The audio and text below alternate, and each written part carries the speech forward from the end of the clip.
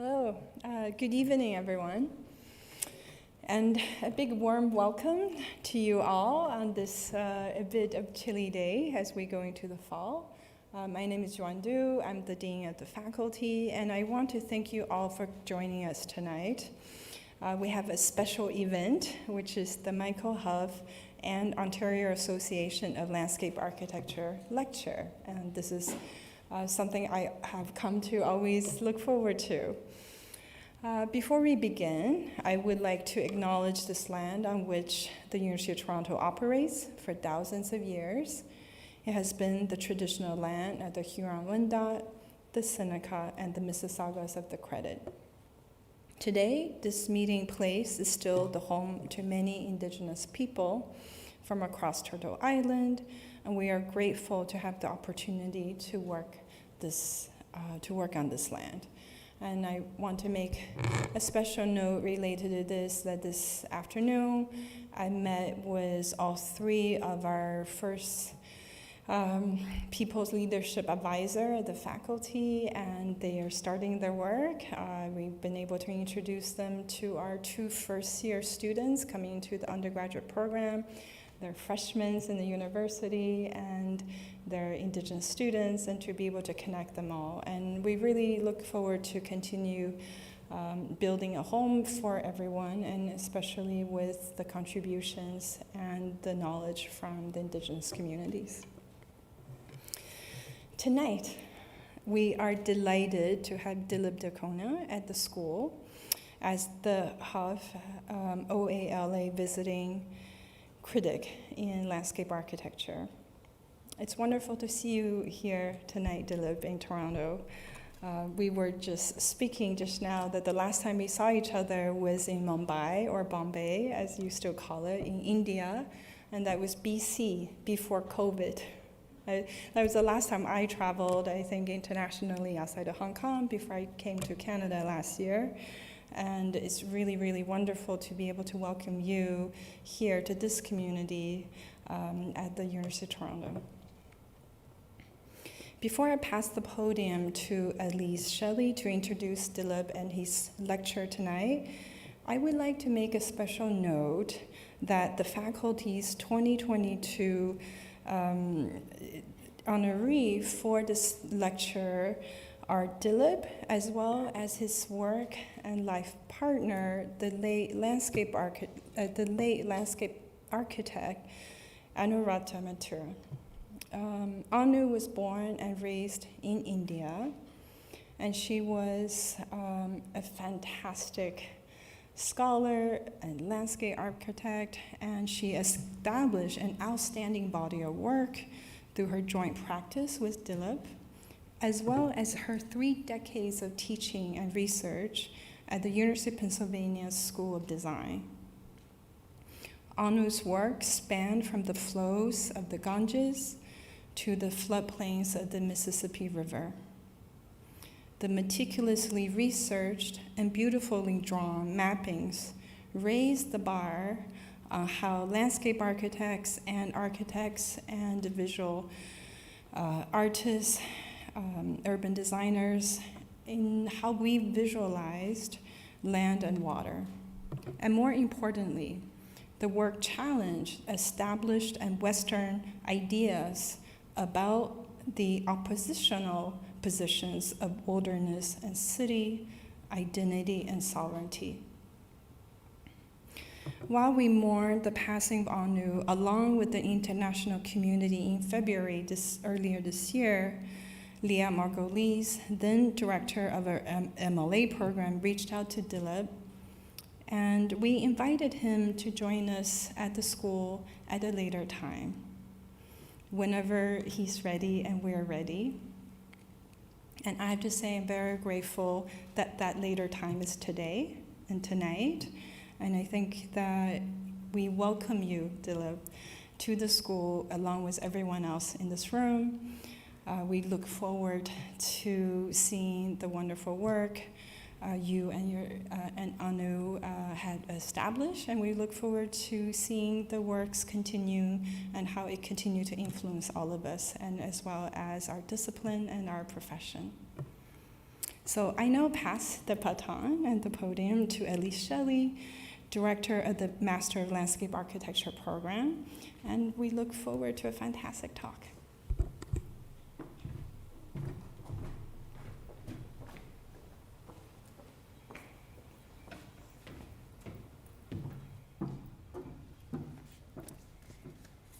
Thank you, Dean Du. Welcome, everyone. So I actually have double hats on tonight. I'm the director of the MLA program, but I'm also the Daniels Faculty Appointed Educator for the OALA Council, which is significant for the OALA Huff Award this evening. So this Visiting Critic Award is made possible with the generous support of the Ontario Association of Landscape Architects. In 2003, the association established an endowment fund at the faculty to enrich the academic experience of students in our Master of Landscape Architecture and other programs. The OALA's continued support enables our students to benefit from the insights and creativity of outstanding visiting professors, practitioners, and critics in the landscape architecture field.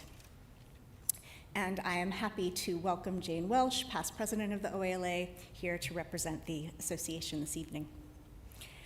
So this annual award honors Michael Huff and his approach to landscape architecture and planning, grounded in urban ecology, aiming to connect the city with nature, both integrally and visibly.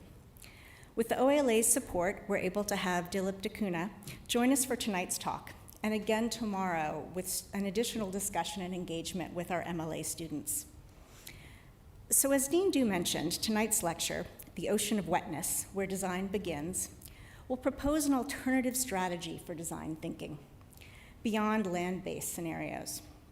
Dilip and his late partner Anu have been thinking about the design realm between the atmosphere and the aquifers for years and have built their careers advocating for the acceptance of ubiquitous wetness as the way forward in the face of urgent environmental and social dilemmas. In addition to the incredible body of research in interrogating watery contexts throughout the world, as mentioned by the dean, Dilip runs Matra Dacuna, a design and planning firm based in Philadelphia and Bangalore. He's also an adjunct professor at the Graduate School of Architecture, Planning, and Preservation at Columbia University.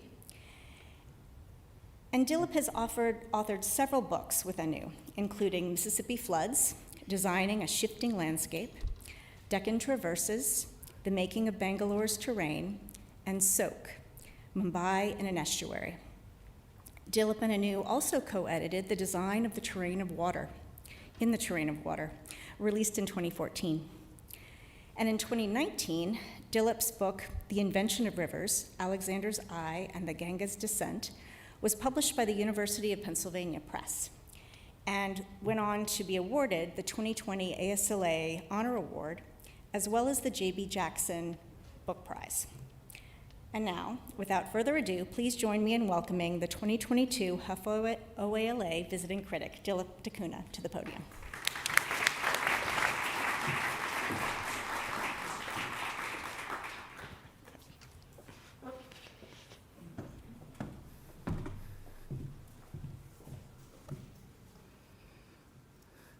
Well, thank you very much, Dean Du. Thank you, Elise, and thank Liat. Haven't met her, I think, since I came here. But thank you all very much, and thank you so much for the warmth. I mean, it's been an extremely difficult 6 months, but it's been made a lot easier, I think, by warmths, such as yours. I mean, I realize that I share Anu with the world, and I think that that is some solace. It's a pleasure being here today. In some sense, it's kind of an act of recovery, I would think. But I have a presentation in 4 parts that I hope to stick to a script.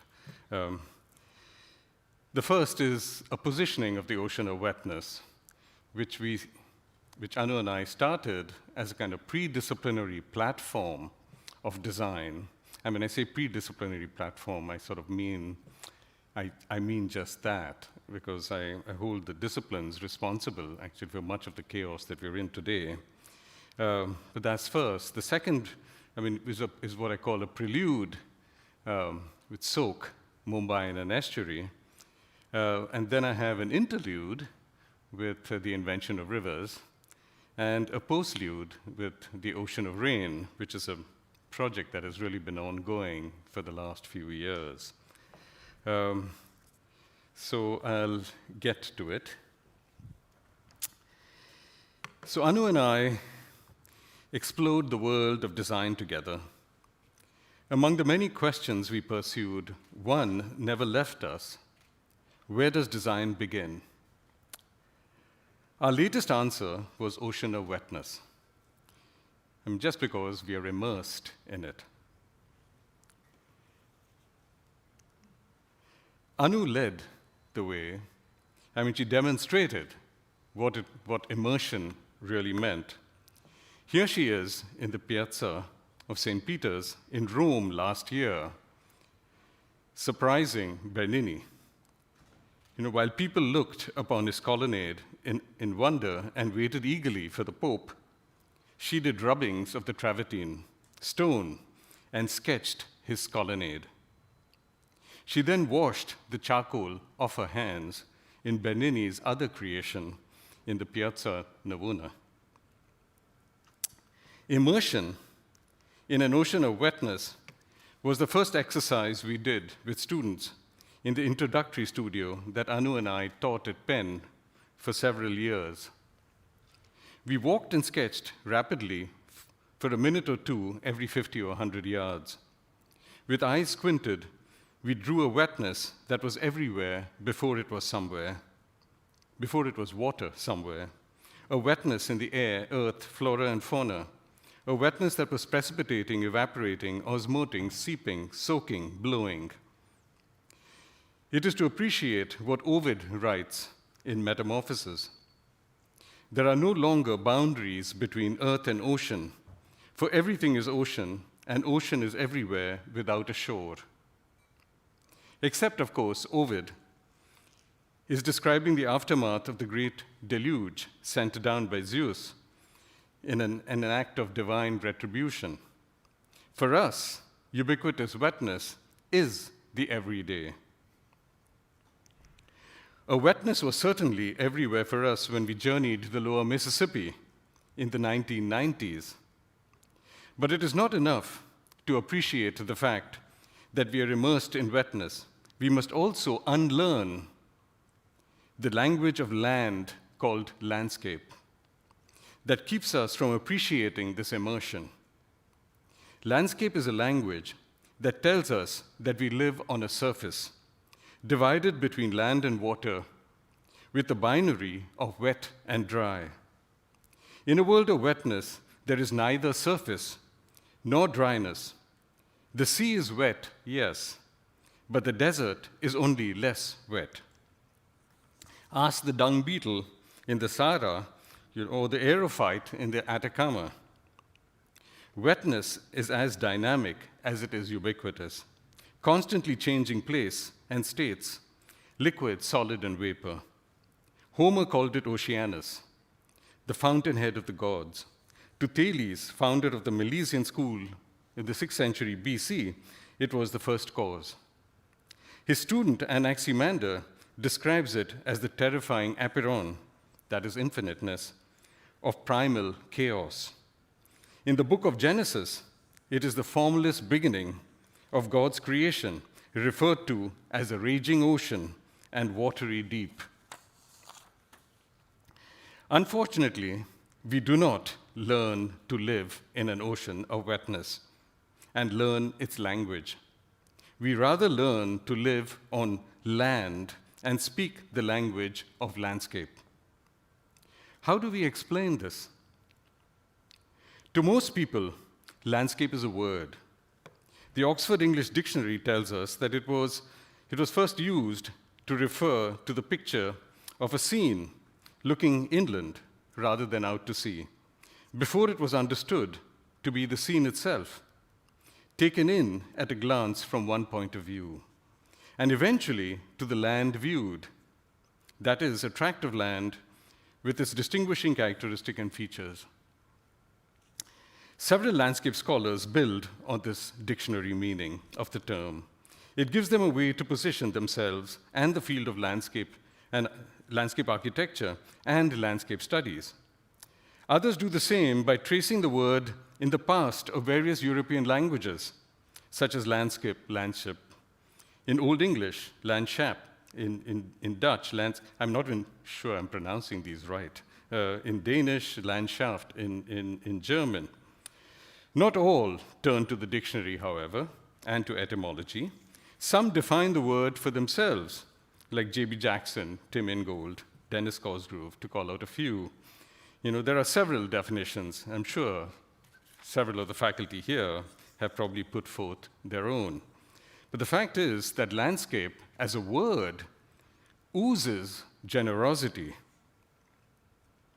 Everyone, including those colonized, marginalized, enslaved, and even exterminated by the European nations who lay claim to this word, landscape, are welcome to appropriate it on their terms.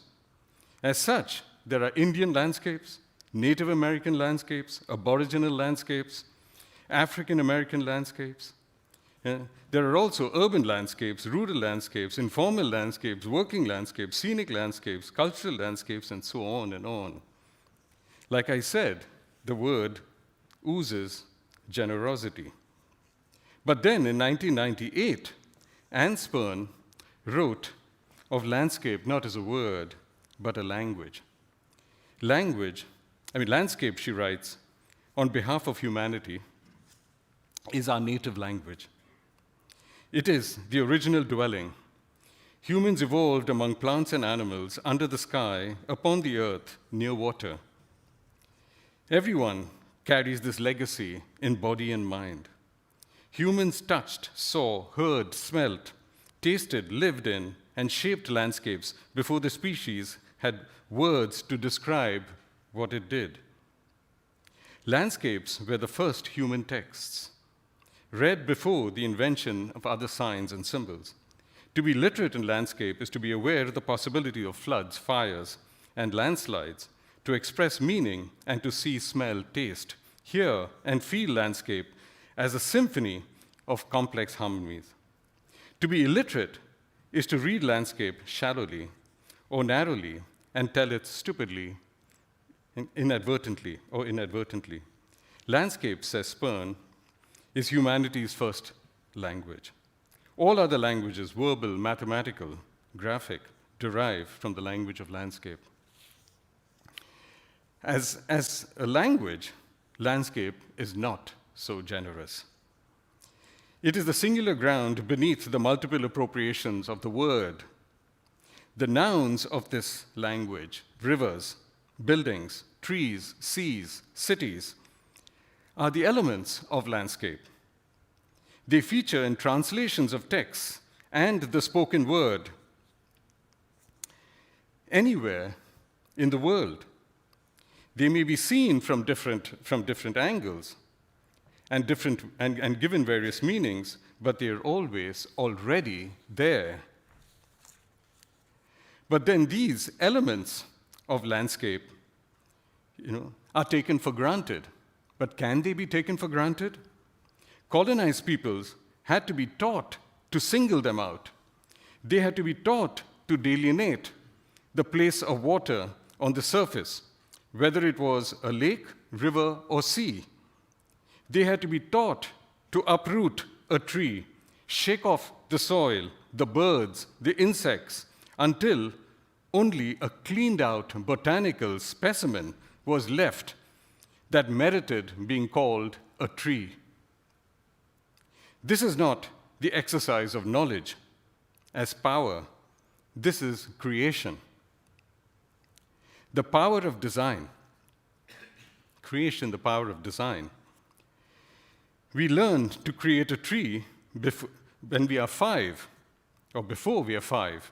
And then at 25, we learn from ecologists and phenomenologists that the tree is not a skin-encapsulated thing, but a gathering of threads of life, an assemblage, a rhizome, an entanglement of life, and an open world, and other such boundary-defying relational beings. Too bad that we have already learned to separate and locate it. Landscape is the global lingua franca, the language of trade, empire, and disciplines of place, like history, ecology, anthropology.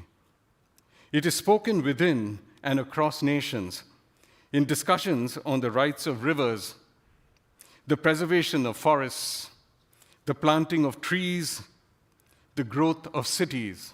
These are all elements of landscape that have already been singled out for a language. It is, of course, best spoken by design disciplines, particularly landscape architects, who are today its guardians. How did this global lingua franca come to be? I would like to take you through its creation. I mean, a human creation so ingenious that some attribute it to God. This creation begins in ubiquitous wetness. It is the given condition, the condition that we are all born into and live in, a wetness that is everywhere from clouds to aquifers. It is everywhere, in this auditorium, and as it is in the sea. We posit a surface to divide this wetness, surface being a device with length and breadth and no depth. That is as Euclid defined it. I know most people think of the surface of the earth as something that you look down upon. You see it in images, you see it in maps, you see it in satellite, you see it in aerial photographs. But the surface is an object in itself. It doesn't belong to the earth. It sits apart from the earth. It's like a skin that is without thickness. I attribute the formalizing of this act of positing a surface to Thales, whom Aristotle called the first natural philosopher, for his efforts to ground change in observation rather than myth. It is certainly the first act of surveyors. They must decide where to locate the surface of the earth. Does it pass over or under the anthill? Over or under a marsh? But it is also our everyday act when we assume, particularly as designers, that we inhabit an earth surface. The separation of wetness is intentional. Once made, the wetness of the two sides can be brought together on my terms. Water precipitating from above and water rising through springs from below. The surface then can be manipulated. It can be manipulated to make water go wherever I want it to go. It's ingenious. As an invention, the surface is an act of genius. Once the surface is in place, a line with length and no breadth can be drawn on it to separate a part drained from a part that it drains, or that drains. It is another ingenious invention, because the line can now be manipulated to place water wherever I want it to be. And so, with surface and line,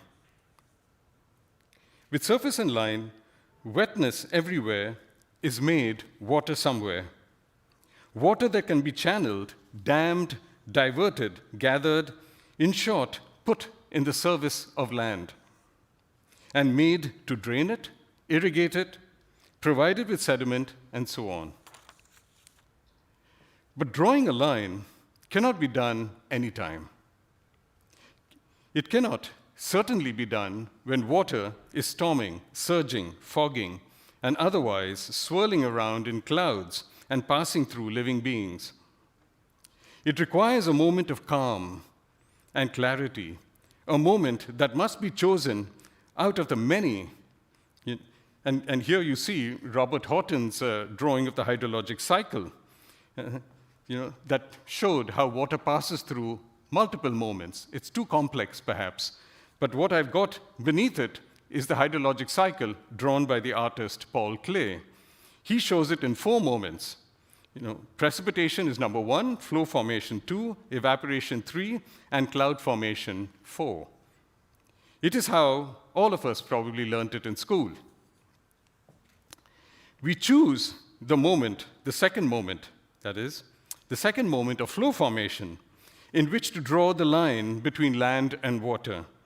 Because at this moment, it is not raining, it is not evaporating, not clouding. It is a moment in which we draw our maps, mark properties, design infrastructure, describe the past, and envision the future. So, our whole reality is constituted in this one moment. The entities that we then delineate in this moment, such as rivers, lakes, and seas, then become residents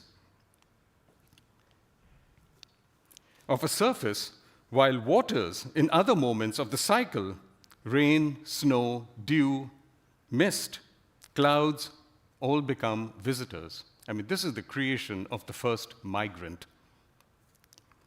Their visit can be confined to weather events that, with sufficient observation, can be made predictable. So we contain them in weather events like we contain objects of water in space. So from ubiquitous wetness, ubiquitous and perennial wetness, we create not just land, we create fair weather land. We can now outline and locate other elements of landscape, settlements, roads, buildings, elements that can be related to each other to create morphologies, ecologies, systems, wholes, meanings, and so on. We can teach people to see these elements, to speak their language, or we can simply impose it upon them. This is the empire of landscape. The sun does not set on it. But it is an empire in trouble.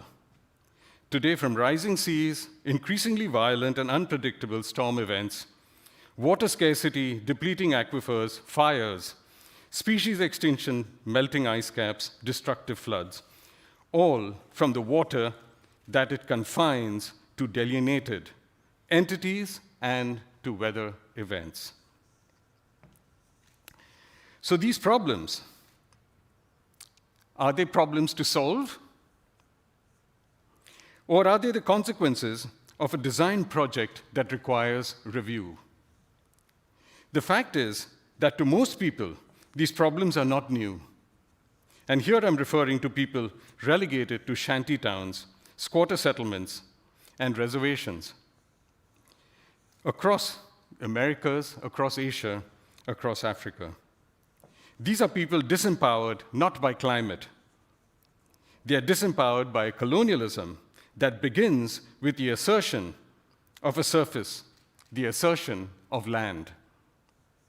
That is to say that the Columbuses and the Captain Cooks did not discover new lands. They created these lands that they then claim to discover. The people who lived in these places cannot be assumed to have deployed surface and line to have created land. They cannot be assumed to have done that. They may very well have had another way of inhabiting ubiquitous wetness, one that has never been looked at, only because land and the language of landscape has come in the way. So when we see landscape architects rushing to solve the climate crisis, we wonder, how does landscape solve the problem that landscape has created? We need a new language of place. For this, we must return to ocean of wetness, where design begins. Here, we see not one, but two ways to receive rain. In a landscape world, that is on the left, rain falls to a surface or rises to it through springs, forms flows of water, and runs to lower ground and the sea. In wetness, on the right, rain does not fall to a surface. It rather deepens a wetness that is already everywhere in the air, soil, sea, flora, and fauna. This wetness does not flow as water does. It holds, saturates, and exceeds, only to be held again and again. It moves non-linearly like a stain, rather than a line. We also notice not one, but two times of habitation. In landscape, we anchor reality in a moment of calm and clarity, while making other moments ephemeral. In wetness, we inhabit the entire cycle, traveling with precipitation, negotiating our way through multiple states and places. And finally, there is not one, but two places of habitation. In landscape, we inhabit a geographic surface that is best appreciated in the view from above, with an eye in the sky. It is a surface that we see in terms of land and water, brown and blue. In wetness, we are immersed in a hydrological depth, best appreciated in section. Here we don't separate because we cannot separate. We rather work by negotiating gradients, slopes, high grounds and low grounds, more wet and less wet. This is how we approached two places of habitation, landscape and wetness, in Mumbai. To the British, it was Bombay, that again you see on the left, a city on the west coast of India that they saw as a line separating land from sea, a line that has grown impervious over centuries. To us, on the right side here, it is Mumbai, a gateway to the monsoon. Monsoon being a moisture-laden wind that replenishes, rejuvenates a world of wetness between June and September. More than a place on the coast, the British saw Bombay as an island city that drains rain to the sea. To us, Mumbai is not on an island, it is in an estuary, a place where rain is resident rather than a visitor, and the sea is an insider rather than an outsider. To this end, we limit the use of maps because only land speaks in maps. The sea, if you notice, is always blank. We must work with both depth and surface, section and plan, time and space, notations and maps. We do not stop at engaging the present of Mumbai in an estuary. We retold its past in an estuary, a past that accommodated the sea as already within. It is a past of ordinary people with beginnings in coconut groves rather than a colonial history of rulers with origins in forts and mansions. Bombay presents itself as an island, made from several islands and made of several islands of land uses. But the language of islands as a means of colonial organization and discipline and power has never worked in Mumbai. Life here organizes itself by practices and gradients, appropriations and opportunities witnessed in maidans, bazaars, tanks, also called talaos, and monsoon practices. When Bombay is overwhelmed by rain, as it is every monsoon, it is seen as a drainage problem. In Mumbai, it is a holding problem. Our exhibition and book, Soak, Mumbai in an Estuary, was directed to making a shift from island to estuary, landscape to wetness, drains to rain. While planners and landscape architects see waterfronts for real estate and recreation in their solutions to flood, we see practices of holding and soaking toward biotic cleansing, growing food, storing water, nurturing vegetation, and so on. We developed several estuarian proposals rather than a singular master plan, toward a future in section rather than plan, and worked through practices rather than form. I'll give you a quick glance of 3 projects in parallel, so 1, 2, and 3. Each includes a colonial-era fort that once commanded the estuary. We come across these forts on what we call photo walks, identifying potential actors, gradients, and practices in an estuary. Actors included fishers, fish, bamboo merchants, unauthorized residents of the forts, flamingos, mangroves, and so on. We developed sections through the photo walk and interventions that operated in sequence, as well as in time. For this, we developed a notation of material practices that, among other things, accommodated the rhythms of tide and rain. Our interventions modified our photo walk. We saw them as initiations, and they were small. They were not really, anything majestic, but they just began transformations from an island to an estuary. Soak was a gateway to looking beyond the language of land. It was a prelude to the invention of rivers.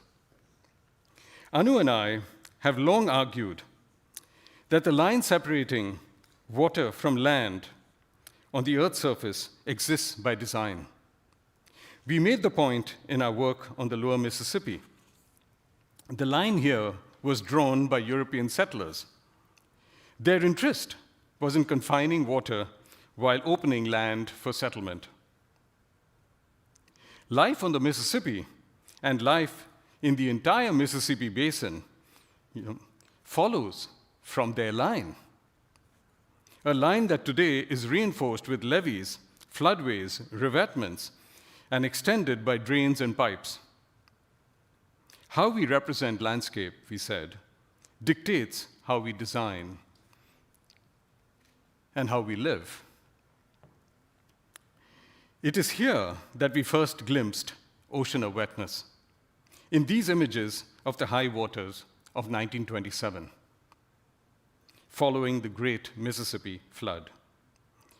On the left, the only high ground is the levee, built on the line dividing river from settlement. On the right, you have an Indian mound, a high ground built by indigenous peoples before the coming of European settlers. Now, at first glance, these look like 2 ways to rise above floodwaters. A closer look, however, tells us that they are in fact 2 Mississippis. One is a river that flows and floods. The other is an ocean that rises and falls, or perhaps becomes more intense and less intense. On the left, the divide is stark: land and water, river and settlement. On the right, habitation operates on gradients of low and high, less wet and more wet. These 2 Mississippis sowed a seed that would eventually take us beyond landscape. It made us see that it is not a matter of where and how the line dividing land from water is drawn, but that it is drawn at all. Now, there are various kinds of lines. Lines that gesture, connect, symbolize, shade, and contour. The line that separates land from water is unique. It creates. The act of separation brings land and water into being from ubiquitous wetness. On one side is water that is not land, and the other side is land that is not water. I mean, this is critical, actually. When we use the term water, we are thinking not land, and when we use the term land, we are thinking not water. The line that calls out the river is even more unique. It not only creates land and water through the act of separation, it confines water to a channel and calibrates it in a flow from an origin to a destination, or at least from a before to an after. And don't forget, it can only be drawn in a moment of calm and clarity. Importantly, it is without breath, a geometric figure that basically is invisible. So even though we draw it, we do not see it. We only see land and water. It certainly features prominently in the definition of a river as flowing water in a channel with defined banks. And it plays an important role in three essentials of the river: source, course, and flood.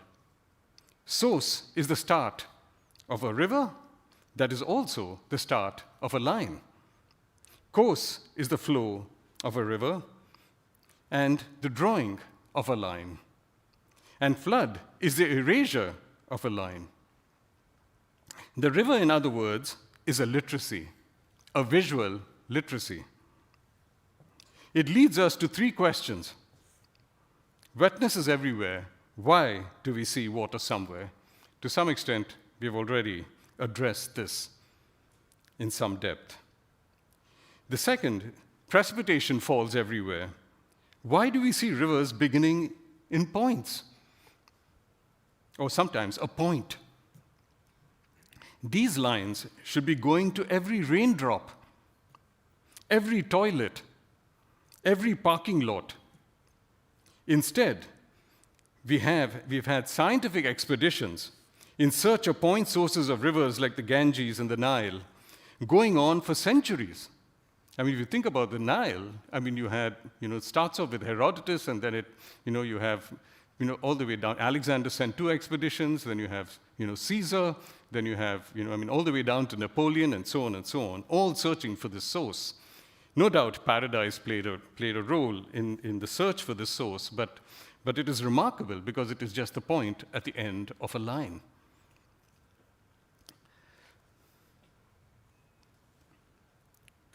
And in the case of the Ganges, I mean, today it attracts tourists in the millions, as much as, the Nile attracts its own, maybe in the thousands. The third question is flood. Flood is water crossing a line, a drawn line. Why do we see flood as natural, as a natural event? I find it shocking, actually, absolutely shocking, that academics have got away with naturalizing flood, particularly as the basis of flood ecology, the flood pulse, and flood control projects. Flood is clearly a product of human design, created by confining water to a course on a surface in a chosen moment of time. In some respects, I even see this as criminal because it has displaced so many people, particularly in the developing world, from inhabiting, nomads that have inhabited lands for which that they considered water coming in as one resident, but they were also residents of these places, and they knew when to move, and they knew when to live on higher ground. But these are people that have all been displaced, as a consequence of this, and there are millions of people. Science, philosophy, history, religion, politics, and infrastructure have rationalized the surface and line, and the choice of a fair weather moment in which to anchor habitation, it has led to nothing less than the creation of nature in defense of the river, making the river one of the most powerful and consequential design projects, one that has brought great wealth to some and misery to others. The book, The Invention of Rivers, delves into these ideas and actions behind this project. I mean, this is the table of contents, really, that speak to the ideas that have gone into the creation of the invention and the design of a river. But I'm not going to get into all of them. I'm going to just touch briefly on how wetness called the Ganga was made into a river called Ganges. So Ganga and Ganges are widely seen to refer to the same thing, a river. Ganges, they say, is the English word for Ganga, or Ganga is the Sanskrit word for Ganges. To us, however, they do not refer to the same thing. Ganges is a river tasked with draining land. Ganga is rain that replenishes wetness. Now, over the centuries, Ganga has been made the Ganges. Its mud and mangroves have been formed into islands and channels of a delta. Its vast holdings in clouds, mist, soils, and aquifers, reservoirs, and the biomass that grew exponentially each monsoon before receding at the end of the monsoon has been turned into a channel on the surface. And it's amazing that this has been done gradually. I mean, I've looked at archaeological findings, and you can see the rise of this river as it has been channeled narrow and narrow. And the Himalayas, that was once revered as a thick sponge and the southern side of a vast mountain that included the entire Tibetan plateau, Mount Kailash, is now a mountain range divided between streams and land open to settlement. It's chaos in the Himalayas today. As a river, the Ganges is studied and marketed as the spine of civilization, while at the same time engineered to be a drain of settlement. It is one of the most endangered rivers in the world. And it's interesting, I mean, this is what we teach children. We teach children that rivers drain the land, and then you find that the rivers have become drains. It is an object that has been trained, dammed, and today linked with other rivers. And this majestic project of linking India's rivers comes from the conception of wetness now in a river that you now feel compelled to link in order to solve drought problems elsewhere on the Indian subcontinent. It is now also a subject that is granted rights, as called for by this electric signboard that I saw in Delhi, a school in Delhi. To us, granting a river rights is the ultimate victory of the language of land and the ultimate victory of colonialism. I know that may sound radical in this day and age, but I firmly believe that. Locals have been cultivated to appreciate a river, even if they call it Ganga, where once they celebrated the descent of a goddess as rain without boundaries, they flock to a river to worship a goddess incarcerated with lines on a surface. I mean, this is one of the biggest ecological disasters on the planet, I would think. It happens once in the Kumbh Mela, that happens once in a few years. The floods of this river are devastating. I mean, we were caught, Anu and I were caught in that, the images on top, and we were rescued actually by the army and taken to a shelter. So the floods are devastating, even as its pollution refuses to quit.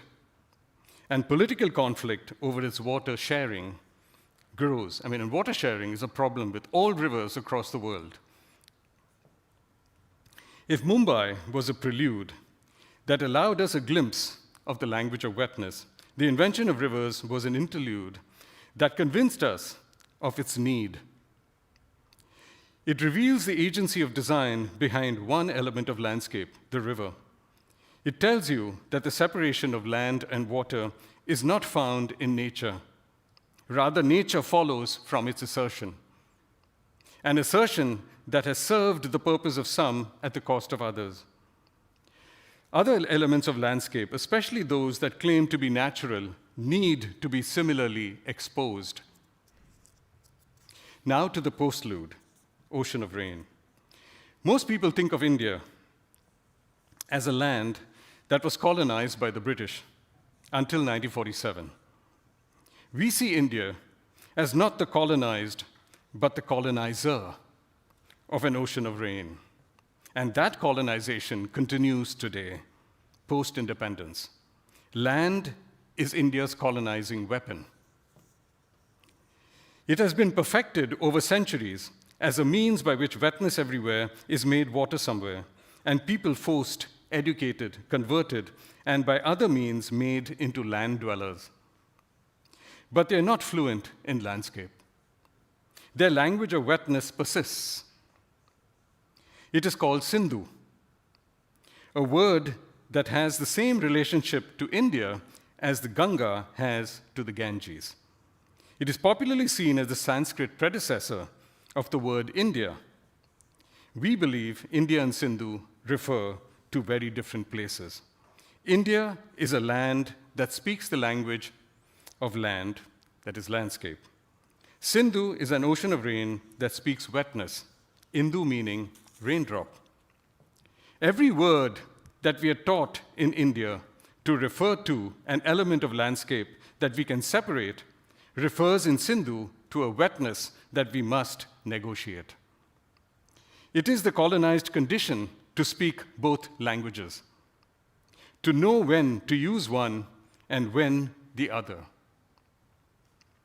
I will share with you a few examples now of how Anu and I navigated these two coexistent places. I begin in Varanasi. In India, it is a city on the banks of the river Ganges. In Sindhu, it is a Janapad in Ganga, Janapad being a high ground in an ocean of rain.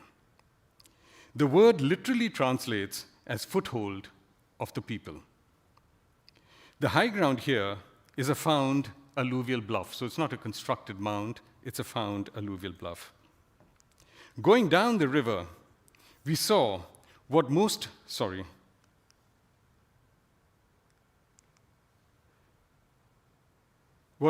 tourists see, the face of a city. This is a city that covets its riverfront for religious activity and tourism. People come here from across India and the world to cremate their dead and to immerse their ashes in the river.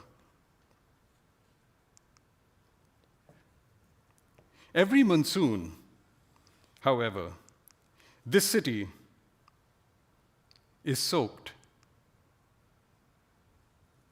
and much of its face submerged under rain that rises 50 feet or more.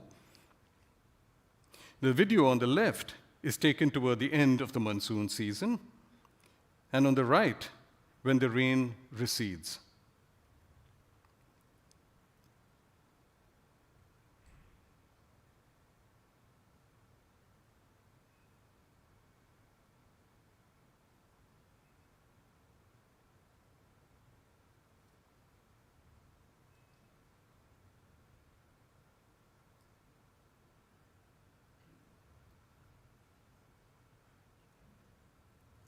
That's when the washing down begins. Of the tons of silt brought down from the denuded Himalayas that pack the steps and fill the shrines. It's one of the best kept secrets, actually, from tourists who are to follow the season, but it's all caked with mud.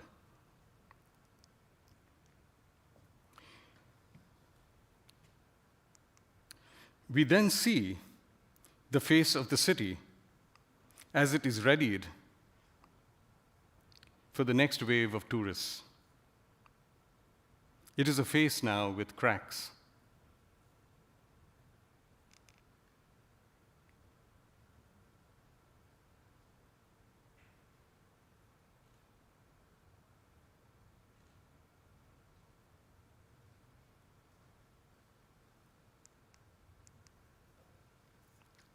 Now, following the rains, we discover what is shut out to those consumed by the face. We discover a backside to the city. Here, in the interstices of a system, is a system of reservoirs that at one time were associated with fields designed on a gradient to hold the wetness of Ganga in plants, animals, soils, and air. Today, the system is largely destroyed in favor of a river extended by pipes and drains.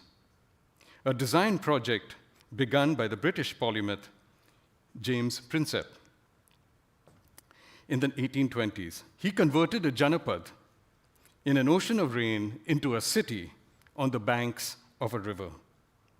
Varanasi then speaks two languages, landscape and wetness. Now, there are other elements of landscape that we engaged, like streets, drains, steps, and walls. They're all places of wetness that participate in holding rain. Their holding urges us to think at multiple scales simultaneously, most of all at the scale of the raindrop. The design principle here is the multiplicity of the small. So this is one of the reservoirs that are, enclosed within the city.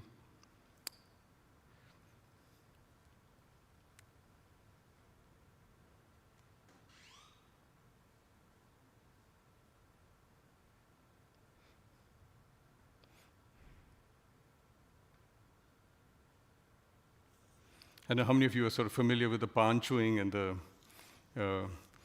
expectorate that you see all over the city, and that the British tried to ban this habit of people chewing and spitting, but never succeeded.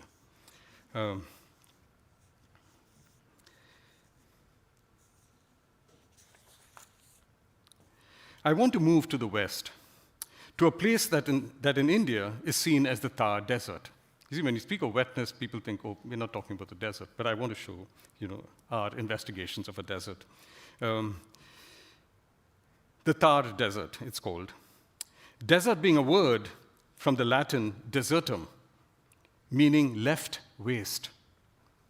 You can see in this late 1700s map by James Prinsep, on the left here, you can see what is written here, parts, little known to the Europeans. So it is a part of the subcontinent that they didn't want to, visit too much, I guess. It was, however, home to millions of people who would surely not describe their place as a wasteland. I sometimes think the word desert should be banned from the dictionary.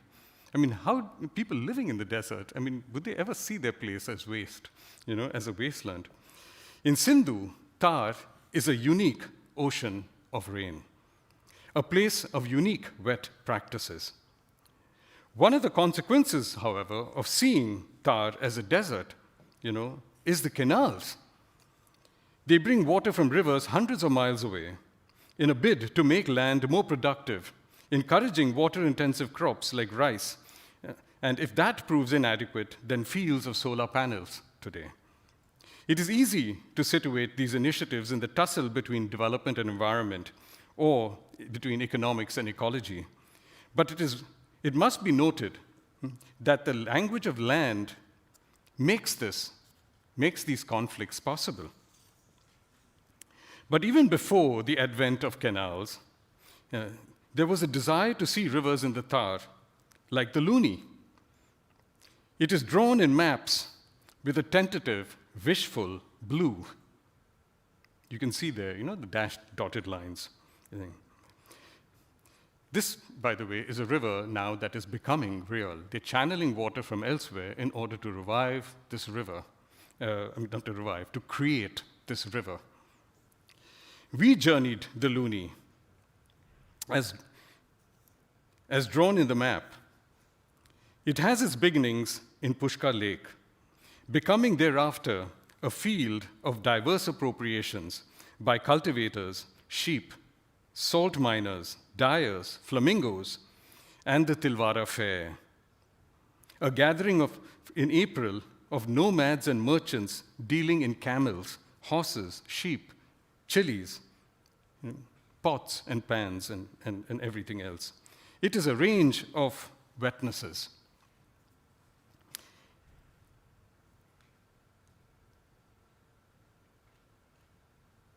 So these are screen prints. In Varanasi, it was the staining.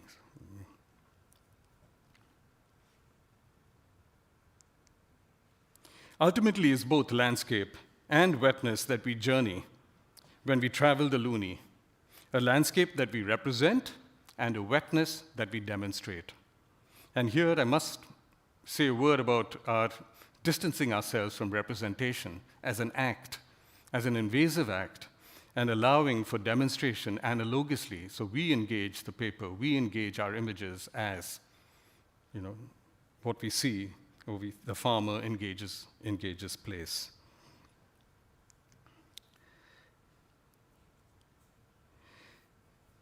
Then there is the Oran. James Todd, a British agent in the 1800s, writes that he sought it out as the Romans sought out the oasis in the Sahara, namely as spots on a leopard's hide, black and yellow or white or whatever. Those in his footsteps see the Oran here as a place where water is found in a water-scarce environment. It is a place that they would like to fence off and protect as a place of water. And the sacred is also seen as a sacred grove, things like that. But we see it as a place of wetness that gathers in greater intensity toward the earth and disperses as you move away elsewhere in the Thar. It is a wetness that is intensified by migrants like the common crane and the Siberian crane from Central Asia and from Europe, the flamingos from Africa, birds of prey from North Africa and the Middle East and elsewhere on the subcontinent. It's an amazing flora and fauna that gathers in this place. So again, we see an Oran between wetness and landscape. Finally, the gully. In landscape, the term refers to a small valley or ravine, originally worn away by running water and serving as a drainage way after prolonged heavy rains. Other terms for it include gutter, trench, ditch, and gulch. To the British, it was an apt name for a street in a native town, a place that to them was as erosive of civic values as the gully is of mud. The gully, however, is a place simultaneously discernible as a street, a cricket pitch, a market, theater, restaurant, and temple. It is not that each of these activities have their own turf or place and time of occupation. Rather, they are constantly making their place in the gully. The cricket player here is negotiating with drivers, walkers, vendors, buyers, residents, spectators, and worshippers, not to mention dogs, birds, and cows with agendas of their own. Negotiation and improvisation are built into the game of cricket. Rain is just another player in a Jodhpur gully. gathering in reservoirs, underground cisterns, and stepped wells, and all the stuff, including air in between. I will let Anu have the final word. She's in the Pantheon, in front of Raphael's tomb, inscribed with the words, "Here lies Raphael, by whom nature feared to be outdone while he lived, and when he died, feared that she herself would die." Anu evidently unsettled this nature. She was hauled up for sitting on the ground in a place of worship. It wasn't the first time that we were admonished. It tends to happen to people immersed in an ocean of wetness. Nature is, after all, landscape in disguise. It is landscape placed beyond question, like the river and flood. And as I pointed out, there is nothing natural about a river and flood. They exist by design, as does land. So today, with land in trouble, landscape in question, and nature revealed, we have no choice but to return to an ocean of wetness. It is where design begins. Thank you.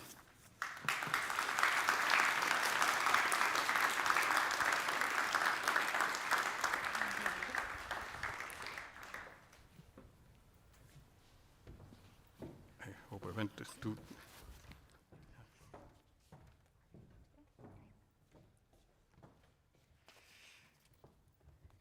Thank you so much, Dilip, for that inspiring, thought-provoking, and intimidating discussions that I now get to follow up on.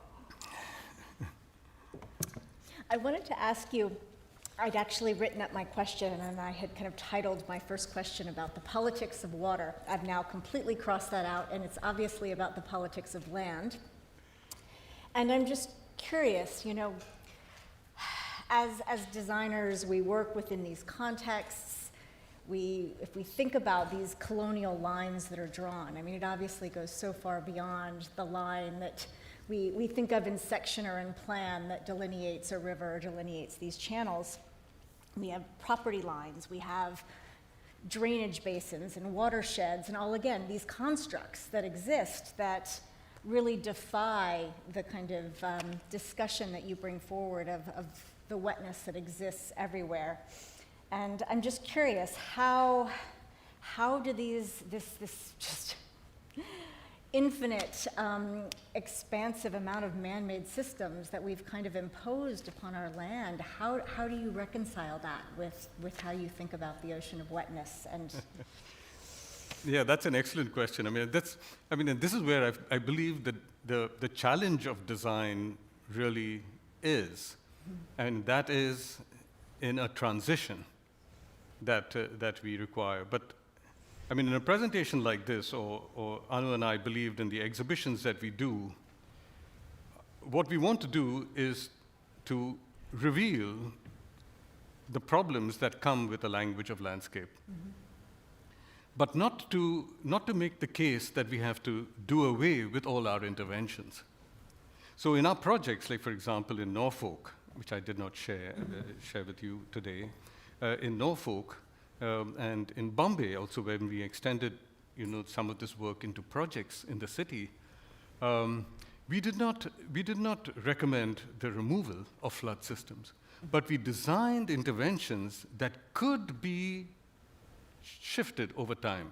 So for example, in Norfolk, in our project, we call these interventions fingers of high ground, where we changed the understanding of Norfolk from a place that could then just be divided by levees into pockets, and protected in basins, and we said that would be a disastrous system.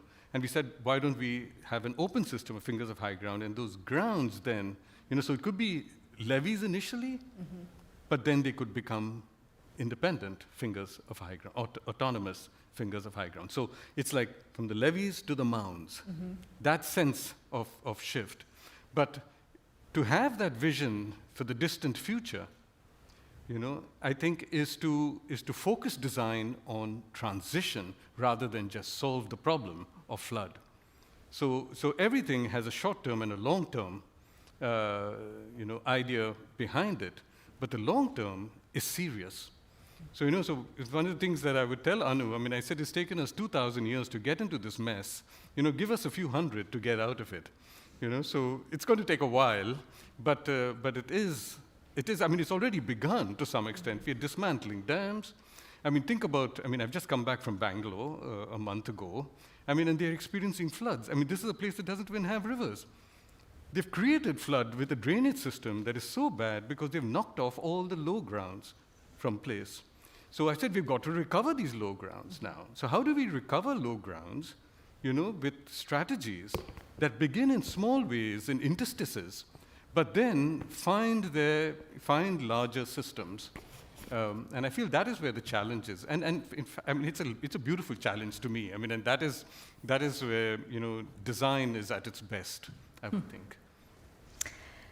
So that leads me to another question, which obviously I didn't have this on quite right before. I'm suddenly very much louder. Partnerships. The projects that Matra da Cunha has undertaken, they're large, they span countries, territories, history, cultures. Who have you found to kind of work with as partners and allies in this, not only to help you do the research that you do, but potentially to help you in this longer term strategizing of what comes next? Have you found that there are allies in this endeavor? Allies meaning beyond us, or? Potentially, people that you've been able to work with in this, that you've brought along for your... Let's say there's more hope there than there is actual found beings, but I think it strikes a chord, I mean, and increasingly so. It was a little difficult, and I mean, first of all, there's been a trajectory in our own work from the Mississippi where we questioned representation, or let's say, did not question representation as much as reveal the power of representation in the imagination of those who live in a place and designers who work with a place. Today, where we are questioning representation itself and saying that we need to be more, like what I said, moving to demonstration rather than representation, only because we are dealing with a language that is so otherworldly, in a way, that to recover it cannot be just left to representation. There has to be, and we always had this, in the Bangalore exhibition, in the Bombay, we wanted to have workshops that included people. It brought people in, and we said that what we are doing in our work is merely demonstrating a possibility. So it is an example, not an exemplar. Mm-hmm. And so we're not providing solutions here. We are just fostering debate by providing it with a backdrop. You see, we believe that participation has to be, cannot be directed by solutions that you're doing, but it can trigger imagination. Our role is to trigger this other imagination. So in this, we've sort of reached out to people. And I've been having fascinating conversations with historians, anthropologists. Most recently, and in fact, Anu was more involved in the day-to-day of that project than I was, called The Inhabited Sea, which looked at Bombay. And working with anthropologists, historians, and other social scientists, we worked with them in groups, and they did projects in Bombay that actually envisioned Mumbai in the sea, and what it would mean for the place. And it was fascinating, actually, because then, it's gone beyond us. And so we found, I would think, people interested beyond design. And we are most keen to do that because we want to show that historians work with the language of landscape as much as designers do. And that needs to be revealed. They need to be revealed as designers themselves, because they've accepted this ground And I think that is to me very important. So we're questioning the ground of all disciplines that are based in landscape. And here, I mean, I've got to underline the importance of the field of landscape to the guardianship of the language of landscape, and the responsibility that comes with it. But also calling for landscape architects to reach out to other people who are fellow, sort of in this endeavor of realizing the language of landscape. And we should call an end to that. We should stop realizing the end of landscape. And what has really helped us now is climate change. We've been working on climate change issues, from the 1980s. And no one believed in it then, and I sometimes wonder how they believe in anything now, because nothing has really changed in terms of facts. But somehow it's just a mass appeal that has worked. But well, it's worked in our favor, so we see that, but then we also see this colonialism, and so these incidents of racism that that are rising again, or the authoritarianism that is rising to the fore in Europe and in India. India's caught in a real mess, actually, because they're turning the tables on history. So they're using history and appropriating it as as academics have taught them to, and that is dangerous. So instead of responding to them and saying that they shouldn't be doing, we should be giving them a whole new language of how to view the past. So there's a lot there, and I think I would say we've got allies. I think within the field and of design, and more excitingly, actually, beyond. I'll hold on my last question and see if we have any questions from the audience for Dilip. We have a microphone that can make its way around.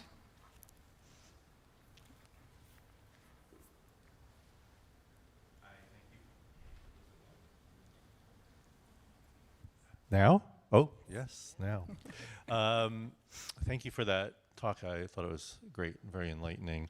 One of the question I have is, it seems as if even though you allude in many of your stories to social practices or institutional organizations, for instance, around the cisterns and systems of farming and pastoral landscapes for animals, I imagine that I don't know, but I imagine in many instances, those forms which you're attracted to because of their ways of dealing with wetness belong to social and institutional organizations which are past or receding.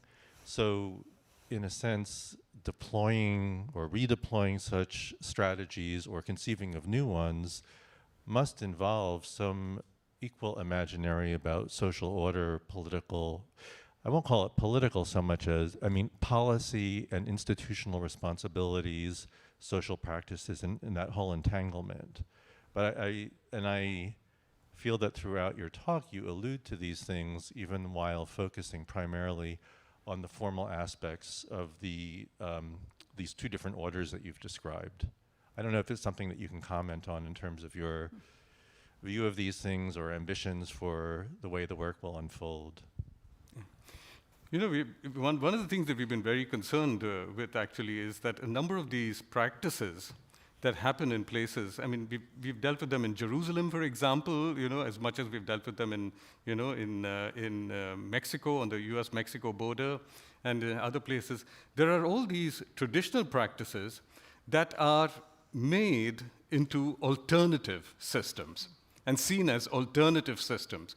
And this has been going on now for decades. When you think of what Schumacher did with E.F. Schumacher did with Small is Beautiful, when he wrote that book, and he spoke of intermediate technology and appropriate technology and things like that.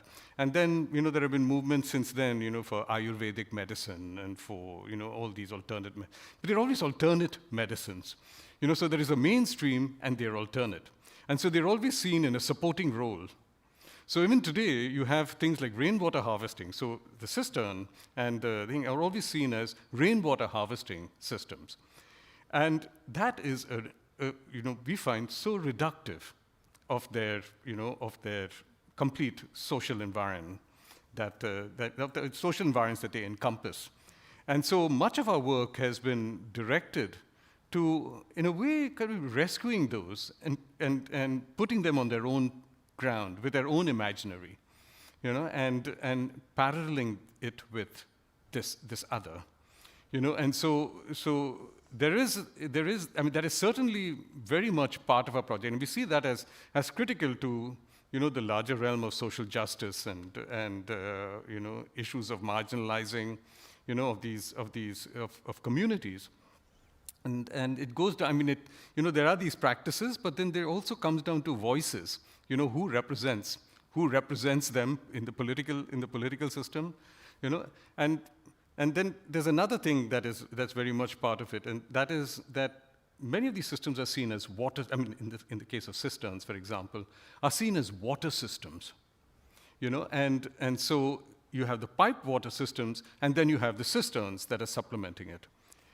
That reduction to water is a problem for us, and that is why, for us, it's critical to shift from water to wetness, only because, these practices are much larger than water systems.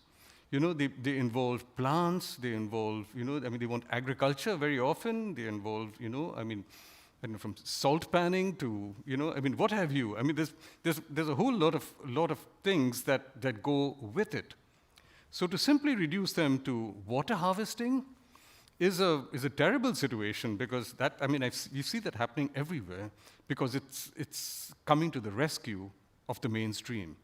So from that point of view and all the rest, our whole, I would think we spend a lot of energy actually trying to release them from the voice of, or the vocabulary that reduces them to the alternate. So I don't know if I'm answering your question, but I'm sort of speaking to how we look at these places. So when we bring them in, we bring them in with that attitude, but also with a sense of, can they inspire? Can this larger milieu that we see them within, can they inspire the imagination of designers today to do more than rainwater harvest, that kind of thing.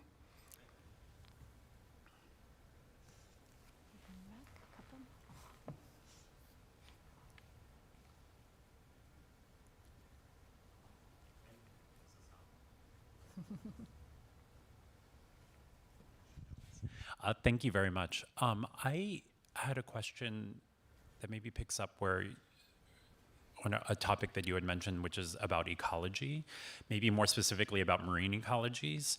I think, right, this framework, this theoretical framework that you're sketching out is interesting, right? This category of wetness that allows us to reconfigure or reconceive how we think about the world, whether it's like terracentric or something else, where you're understanding the world as like gradients of this kind of category of wetness.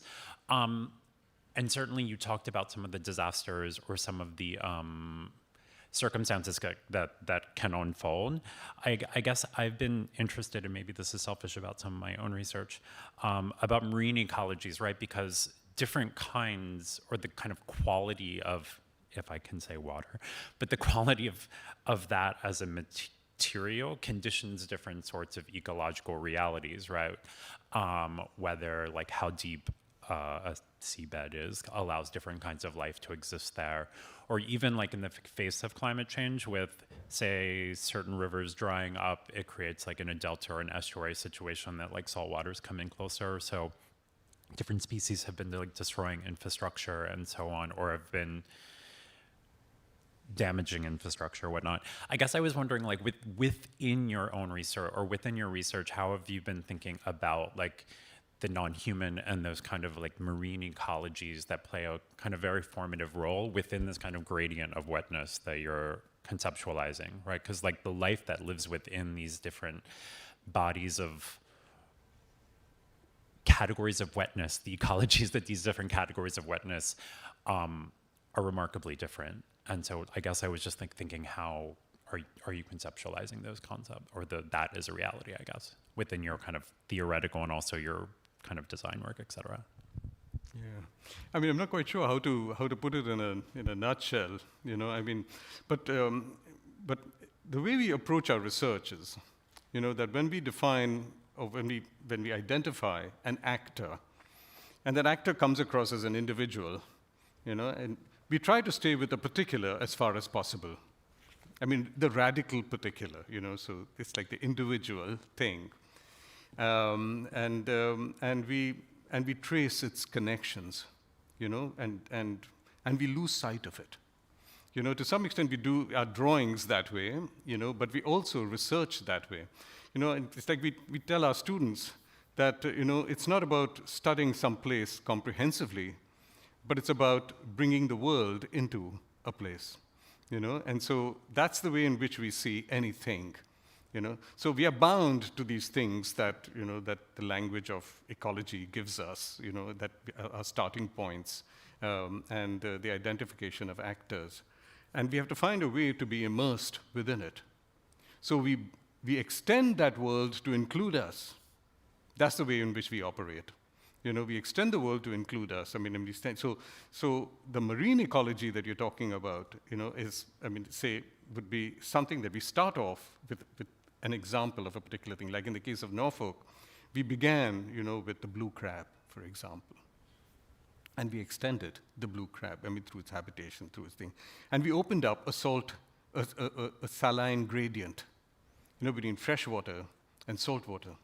But then we found that boat designs, you know, the flat-bottom boats and then the keeled boats, I mean, the thing, you know, that they move from a, you know, I mean, that design, it becomes gradually this way when you come to the sea. You flatter, you know, up in the thing. And then from there, we went on further and further. So we said, you know, are these creeks? You know, when we talk about creeks, we think of creeks that flow into rivers that flow into the sea, you know, that kind of a thing of a hierarchy. That's how we see creeks. So if I take the salmon, for example, you know, we see them as going upstream.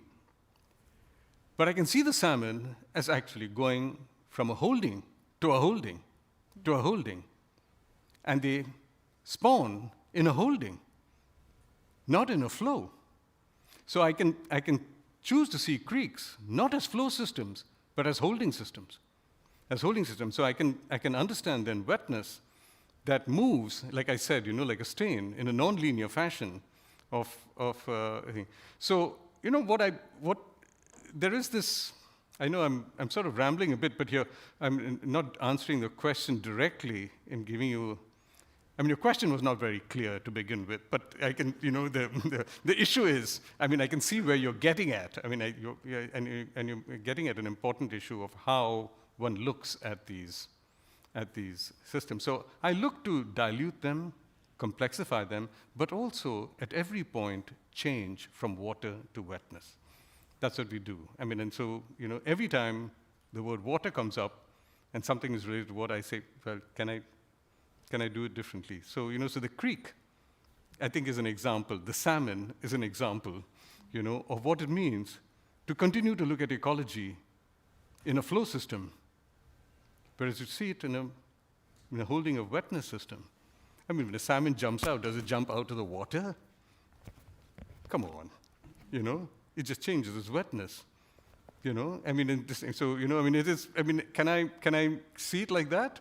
You know, I mean, is it a division here that we are looking at, or is there a, you know, is it following? I mean, because a surface that I see water constantly evaporating, is it still a surface?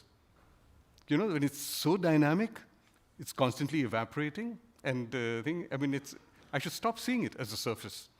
You know, so if I see it in section, I begin to see that there's no division here. You know, it's just a change of intensity, a change maybe from, you know, from liquid to vapor.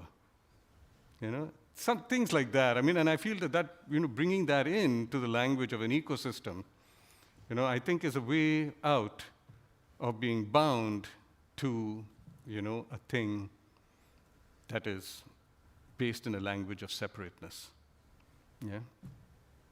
So am I getting... No, it wasn't a question. It was really just to speak about how you conceptualize ecology within this kind of broader Okay. theory of wetness. That was Oh, really good. it. So I hope I contributed a little bit to that. No, that's fine. Uh, okay. I think we only have time I'll for try again. one more, so I'm not sure who.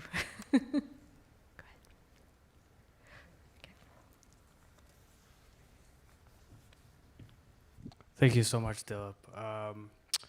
So lines today, lines on the surface demarcate national lines on the map today demarcate national borders, property lines, zoning maps. So how should we reconcile the erasure of lines in favor of gradients and sections when it comes to the powerful legal and legislative legacies of lines on a map? So the legal power lines hold, how do you see their erasure or their transformation from not just something that demarcates boundaries, but has within it inherited legal power? Yeah. Can we demarcate in section zoning powers? What is the last? Can we use a section to think about things in a legal way? I mean, we've done it. We've done it with land use. To contradict land use in Bombay. And the idea of bylaws that operate in plan, and we've thought about what bylaws would do if it operated in section, and we came across some places like in Morocco, where there is settlements that happen in section, that don't consider ground as the base of their appropriations, but the place that they are at is considered. But to answer the question in a broader context of the legal, when you're changing the entity or breaking down the entity into something that is more, I wouldn't call it relational, but something to that effect. That you're getting out of the skin encapsulated thing, not after you have separated it, but the idea is to get into it before you have created the separation. So when I say that we work with entities, and that now we are being told, by phenomenologists and ecologists that these are not separate beings, but that they're all connected. Can we begin with those sort of understandings, so there are examples of that we haven't gotten too much into terrible detail about, in places where they operated without property, without the individual skin-encapsulated thing, worked in a more community, fashion and things like that. So I would think that in particular places there are efforts already being made, to recover some of these ways of seeing that are not the same individuating of things. But this is a topic for jurisprudence, and changing the language of law. But it is something that we definitely thought about, especially when it comes to even questioning property. But it is not something that, that we have ready answers for in a general kind of environment. Yes, I see you have the microphone. Go ahead. I didn't know if we had time for another question. Go ahead. I grew up in Bangalore, and I watched the lake behind our house. I used to go there, watch birds with my dad. We watched it go from a lake, it became a tank, it diminished, it disappeared, it became apartments. And at the same time, the borewell in our apartment had to be dug deeper and deeper. Tanks would come to deliver water from like further and further away, like mysterious places. There was a water mafia. There's a kind of urgency with in relation to water there, that sort of background. It's like you understand that the situation with water is so urgent. And when I think about water here, like having been in Toronto for a while, the level of urgency operates in a different kind of way. You're talking about different languages. And part of that urgency is opening the newspaper today and seeing something that says, the United Nations says the path to limiting temperature rise to 1.5 degrees is like not viable anymore. Like there's no viable path to it. And that's like a completely different register of how urgent a situation is. So I find this like utterly convincing. Like I believe it. You know, this is my experience of growing up there, and I guess I'm trying to figure out how do we reconcile this like big urgency of I need a big solution to a big problem to be able to like cope with living in this environment, and also it only seems possible to respond to small urgencies, which is many of the projects you've described and many of the ways in which you're talking about is like we limit ourselves to these small urgencies, these small aspects. Like I don't know how to move between these two languages, and I'm just asking, as someone who's been speaking both of these languages for some time, what experience can you share with me? Yeah. I mean, the question is really two parts. I mean, I would think that the first one was to do with Bangalore. You know, and I'll come to the large system, the small interventions second. But in response to the first one, those are not lakes to begin with. They were tanks to begin with. You speak Kannada? Okay, they were carriers. They're called carriers. Now, carriers, I mean, so this is, I mean, Bangalore, for those of you not familiar, is an undulating terrain on a plateau that's about 3,000 feet above sea level. And so it's undulating like that. And what the ancients did was to create these small, what you call check dams today, but we call them bunds, that you build bunds across this. And what they created was an agricultural system that worked on slopes, that as the rain gathered in the tank, and then when the rain ran down, after the season had passed, agriculture proceeded further, and then there was clay harvesting, there was a thing. So we've written about this in Deccan Traverses, this system of low grounds and high grounds. That's how one must see it, low grounds and high grounds. What they've done is, like you say, you know, they've destroyed the tank, the larger tank system, and introduced housing and development and everything within it, and in the low ground that is now flooding because rain doesn't have anywhere to go. And those tanks that they have rescued, they keep full for boating and for recreation and for things like that. And when they should be places that should drain out seasonally so that they can collect the rain of the next monsoon. So that is a system totally destroyed. You know, and now, if I had to use that as an example to respond to your second question, you know, how can we now work? And because we are limited to these smaller interventions, what would it mean in the bigger system? Is that, you know? So I think the only way to do it is through the smalls. You know, I mean, but if the intention is toward the larger, so if I'm recovering low grounds, and this is the beauty of any system, it operates in a nested way, that what I see operating here is operating at this scale, and operating at the next scale, and operating next scale. And Bangalore is a good example of that. So I can hold, you know, moisture in my garden, or in a neighborhood park, and then, you know, at a larger scale, and so on. So if I had to begin here and then extend, and this is why we believe in initiations. We don't believe in projects that you know, can be measured in some way. I mean, that is one reason why the projects tend to be limited in the eyes of government, because they want a completed project that they can sell to the public. And what we can give them is only an initiation. We say, you initiate this, and then let's see. You know, this is how we work to structure it as it extends from a system, you know, from a small intervention to the larger system. So there's a way by which you operate there. So I would think that that is the only way to go. You know, it's not about implanting a whole system afresh. You cannot convert one thing. They're so radically different. You know, so it's really changing from pipes and drains to low grounds and high grounds. You know, a drainage system to a rain system. It's something that needs to be carefully worked out. Well, thank you so much, Dilip, for the Yeah. exquisite images, the thought-provoking, inspiring provocations, really, that all of us here in the audience, whether we're academics, practitioners, students, thinkers, we're the stewards. We have to move forward and I guess, attempt to address the problems we've helped create, but also transform this thinking from landscape to wetness and gradients, from plan to section. So really appreciate all of the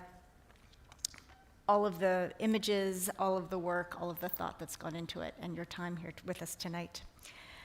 We'd like to thank everybody else for joining us as well. Invite everyone out to the Student Commons, where we have a reception and refreshments set up. But before we disperse, I just wanted to remind everyone about the next event in the Daniels Faculty Fall 2022 public program, Retrofitting Suburbia, Agenda for Equity, Health, and Resilience to Climate Change. And that's coming up on Thursday, November 3rd. So we hope you can all join us for that as well. Thank you. Thank you, Dilip. Thank you very much.